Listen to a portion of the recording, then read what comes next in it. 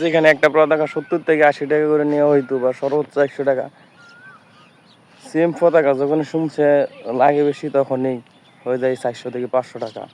ওই জাতি নাকি আবার যুদ্ধে যাইবে ঘোষণা দেয়, মানে ওরা নাকি আবার যুদ্ধে যাইবে। বাটা জুতা দোকানে বা বিক্রি করা হারাম, কিন্তু লুটপাট করে চুরি করে নিতে পারলে খুবই আরাম।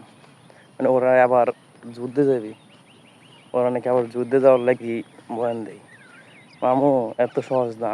তুমি মনে করো এখনই যে অবস্থা, তুমি ওইখানে যাবে তো মনে করো লোহার খুঁজবা, তুমি যা সামনে পাবা তা নিয়েই ভাগবা। তোমরা যুদ্ধে যাবে আবার না, তুমি ওই যুদ্ধের নমুনা। এখন একটা দোকানে গিয়ে সহ্য হয় না, আবার তোমরা যুদ্ধে যাবা গা। তুমি করে ডাকতেছে যাও, তুমি করে ডাকতেছে যুদ্ধে যাওয়ার লাগি, তুমি ঘুরিয়ে অবস্থা। তোমার একটু লোভ সহ্য হয় না, বা জুতার লোভ সহ্য হয় না, দোকানে গিয়ে লুটপাট আর চুরি করো। আর তোমরা এখন যুদ্ধে যাবে ভাই ফিলিস্তিন। তোমরা তো যুদ্ধে কি করো ভাই? হ্যাঁ, এদের মামুরা সুন্দর করে মনে করো নিছো, ওগুলো শাস্তি দেওয়া হোক, ওগুলো দেখি দেখি নিয়ে আসা হোক এবং শাস্তি দেওয়া হোক ওগুলোর কাজ করার লাগে। উনি দোকানে বিক্রি করতে পারবে না, ওইটা ওনার জন্য হারাম, উনি বিক্রি করতে পারবে না। উনি যেটা করবো ওটা হারাম। কিন্তু তোমরা যে লুটপাট করে নিয়ে গেছো, তোমরা যে চুরি করে নিয়ে গেছো, তোমার কি অবস্থা? হ্যাঁ, তোমরা যে ওটা কি হালাল নিয়ে গেছো, যে তোমরা পরবা ওটা কি বাটা না? ওটা তো বাটা সেম। তাহলে উনি বিক্রি করতে পারো, যদি না পারে তো তোমরা চুরি করে লুটপাট করে নিয়ে কীভাবে পারবা?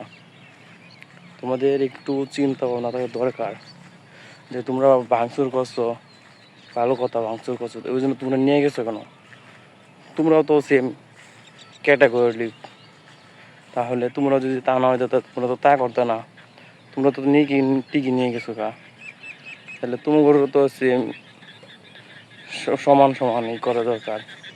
হ্যাঁ, তোমরা মনে করে নিয়েও যাবা, আবার ভাঙচুর করবা, সব কিছু করবো তোমরা। যারা যারা এগুলোর সাথে জড়িত সবারই ধরে জামা আপ্যায়ন করা দরকার। মানে ওগুলো শহরে ধরা একটা আপ্যায়ন করা দরকার, যাতে বুঝতে পারে সবাই। এখন ওগুলো ধরার দরকার, সিসিটিভি ফুটেজ আছে, যা এখানে আছে পারেন ওটা ধরে আদর করেন। ওগুলো ওরা কোন কারণে নিয়ে আইছে ওগুলো জিজ্ঞেস করেন। আবার ওরা নাকি যুদ্ধে যাবো বা যুদ্ধের ডাক দিলে তোমরা প্রতিবাদ জানাইছো, ভালো কথা, প্রতিবাদ করছো, কিন্তু তোমরা তো নিয়ে গেছো ঠিকই। তাহলে এটাকে কীরকম প্রতিবাদ হইলো? হ্যাঁ, অন্যের ক্ষতি করা, এটা হইলো অন্যের ক্ষতি করা। আমি নিজের ব্যক্তিগত সাপোর্ট করি না ইসরায়েলি কোনো পণ্য, তবে এটাকে নিজের ক্ষতি করা। ঠিক আছে, নিজের লাভের জন্য এগুলো করছো, না হয় তোমরা নিয়ে যাবে কেন? প্রতিবাদ করছো ভালো কথা, দোকান লুটপাট করে যাবে, তাহলে নিয়ে যাবে কেন?